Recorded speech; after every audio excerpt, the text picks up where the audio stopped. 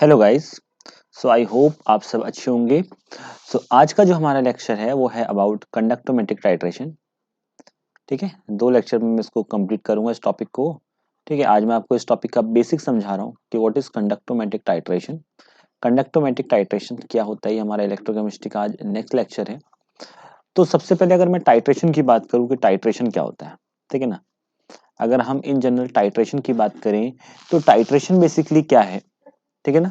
अगर हम सिर्फ टाइट्रेशन की बात करें तो टाइट्रेशन क्या होता है कि आपके पास एक नोन सॉल्यूशन है। क्या है आपके पास? एक नोन सॉल्यूशन है और एक दूसरा आपके पास एक अननोन सॉल्यूशन है। ठीक है, हमारे पास 2 सॉल्यूशन है, एक नोन सॉल्यूशन है और एक हमारे पास अननोन सॉल्यूशन है। तो नोन सॉल्यूशन की हेल्प से, ठीक है ना, नोन सॉल्यूशन की हेल्प से एक अननोन सॉल्यूशन की स्ट्रेंथ को डिटरमाइन करना। ठीक है ना, एक नोन सॉल्यूशन की हेल्प से अननोन सॉल्यूशन की स्ट्रेंथ को डिटरमाइन करना ही टाइट्रेशन कहलाता है। ठीक है ना, टाइट्रेशन के डिफरेंट टाइप्स होते हैं, जैसे रिडॉक्स टाइट्रेशन, वॉल्यूमेट्रिक टाइट्रेशन, ठीक है ना, एसिड बेस टाइट्रेशन। इसी तरीके का एक टाइट्रेशन है कंडक्टोमेट्रिक टाइट्रेशन, बट बहुत ही यूनिक टाइट्रेशन है कंडक्टोमेट्रिक टाइट्रेशन।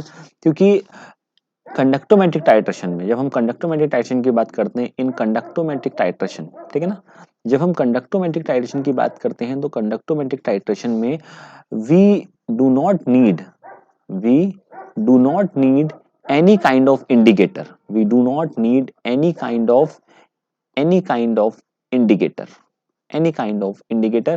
जब हम इस टाइट्रेशन की बात करते हैं तो इसमें हमें किसी भी इंडिकेटर की नीड नहीं पड़ती है। ठीक है ना, जब हम कंडक्टोमेट्रिक टाइट्रेशन पढ़ते हैं तो इसमें किसी भी इंडिकेटर की नीड नहीं पड़ती है to determine the end point. ठीक है ना, एंड पॉइंट को डिटरमाइन करने के लिए, to determine the end point, किसी भी एंड पॉइंट को डिटरमाइन करने के लिए हमें इंडिकेटर की जरूरत नहीं पड़ती है। इंडिकेटर जैसे कि methyl orange, phenolphthalein indicator.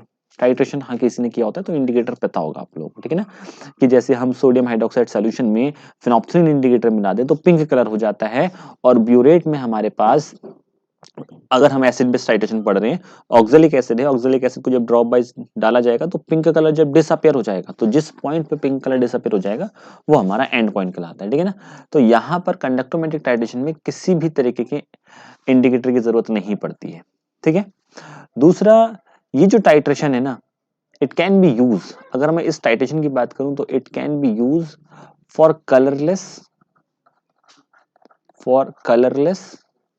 And coloured.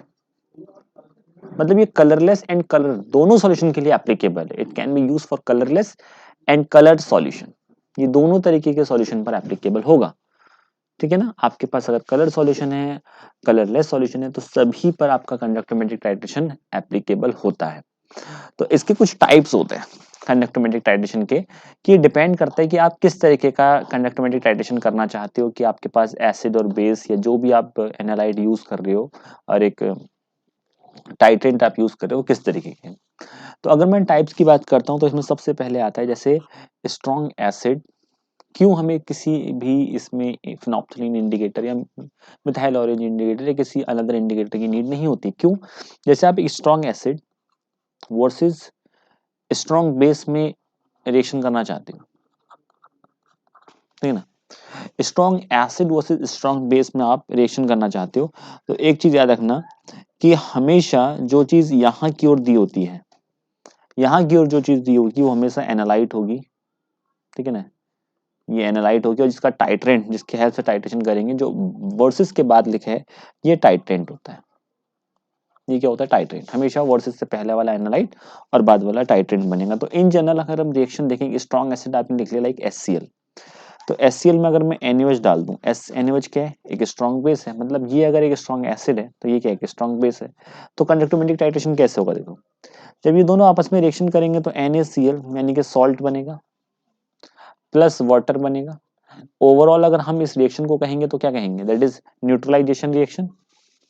ये एक न्यूट्रलाइजेशन रिएक्शन है, क्योंकि न्यूट्रलाइजेशन हो रहा है, इसमें एसिड और बेस आपस में मिलकर सॉल्ट प्लस वाटर बना दे रहे हैं। तो अगर इस रिएक्शन का आपको कंडक्टोमेट्रिक टाइट्रेशन दिखाना है तो हम किस तरह से दिखाएंगे कि हमारे पास एक डायग्राम था, ठीक है ना।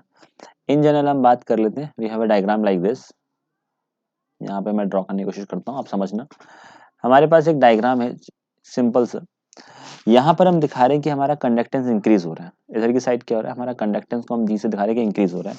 यहाँ पे हमारा वॉल्यूम ऑफ टाइट्रेंट, ठीक है ना, वॉल्यूम ऑफ टाइट्रेंट, टाइट्रेंट क्या है हमारा, टाइट्रेंट हमारा NaOH है, जिसको हम एनालाइट के अंदर ऐड करेंगे। तो इनिशियली जो हमारा एसिड था HCl वो यहाँ पर था, उसका कंडक्टेंस अभी है A पॉइंट मान लेते हैं। अभी कंडक्टेंस काफी हाई था, क्योंकि स्ट्रॉन्ग एसिड तो कंडक्टेंस बहुत ज्यादा होगा, है कि नहीं, कंडक्टेंस काफी हाई कंडक्टेंस होगा। तो अभी यहाँ पर कंडक्टेंस है, हमने क्या किया, इसमें स्लोली स्लोली इस HCl में NaOH को मिलाना स्टार्ट किया। तो जैसे जैसे HCl में NaOH को मिलाना स्टार्ट करेंगे तो वैसे वैसे क्या होगा, कंडक्टेंस गिरेगा कि नहीं गिरेगा। हम HCl के अंदर क्या कर रहे हैं, हम HCl के अंदर स्लोली स्लोली NaOH को ऐड कर रहे हैं। तो जब HCl में NaOH ऐड करेंगे तो न्यूट्रलाइजेशन रिएक्शन होगा ना, मतलब HCl की एसिडिटी कम होती जाएगी, क्योंकि उसमें OH नेगेटिव आयन आता जा रहा है, और वो OH negative ion H positive से रिएक्शन करेगा, सो दैट न्यूट्रलाइजेशन होगा। अब ये एक पॉइंट, ऐसा पॉइंट आया है जहां पर जितने भी H पॉजिटिव आयन HCl के अंदर प्रेजेंट थे वो सारे के सारे OH नेगेटिव आयन से न्यूट्रलाइज हो गए, पूरा न्यूट्रलाइजेशन हो गया। That's called and point. इस पॉइंट को एंड पॉइंट कहते हैं, कि यहां पर आके सॉल्यूशन कंप्लीटली क्या हो गया, न्यूट्रल हो गया। क्या हो गया, कंप्लीटली न्यूट्रल हो गया। लेकिन हमने अभी भी NaOH को ऐड करना बंद नहीं किया, हम कंटिन्यूसली NaOH ऐड करते जा रहे हैं, करते जा रहे हैं। अब देखो सॉल्यूशन में H पॉजिटिव तो है नहीं, अब जब सॉल्यूशन में H पॉजिटिव नहीं है और उसके बाद भी आप कंटिन्यूसली उसमें NaOH ऐड करते जा रहे हो, तो कंडक्टेंस अब किसका हाई हो जाएगा, अब OH नेगेटिव आयन का कंसंट्रेशन बढ़ता रहेगा। क्यों, क्योंकि जितने भी H पॉजिटिव आयन थे वो सब तो OH नेगेटिव आयन से रिएक्शन करने के बाद H2O बना दिए, यानी कि न्यूट्रल हो गए, है ना, वो सब तो न्यूट्रल हो गए। अब आप further OH negative ion add करते जा रहे हो और उससे रिएक्शन करने वाला कोई नहीं है, तो सॉल्यूशन में क्या रहेगा, सिर्फ OH नेगेटिव आयन का कंसंट्रेशन क्या होता जाएगा, बढ़ता जाएगा। सो अब हमें एक ग्राफ और मिलेगा जो कि कुछ इस तरीके का होगा, ये देखो ये ऊपर की ओर जा रहा है, ये NaOH का ग्राफ है, ओनली NaOH है ये इस वाले A पॉइंट से, ये अगर ये B पॉइंट है तो देखो C पॉइंट काफी ऊपर है। क्यों, क्योंकि इसमें सिर्फ OH नेगेटिव आयन का कंसंट्रेशन बढ़ता ही जा रहा है, बढ़ता ही जा रहा है, बढ़ता ही जा रहा है, इसलिए ऊपर की ओर जा रहा है।